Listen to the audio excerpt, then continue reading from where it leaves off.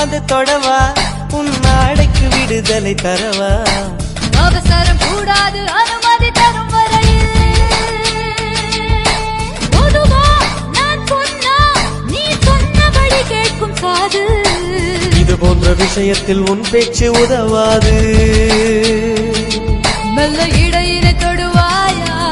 மெல்ல உடையினை களவாயா நான் துடிக்கையில் வெடிக்கையில் முத்தங்கள் தருவாயா போதுமா அது போதுமா ஆசை தீருமா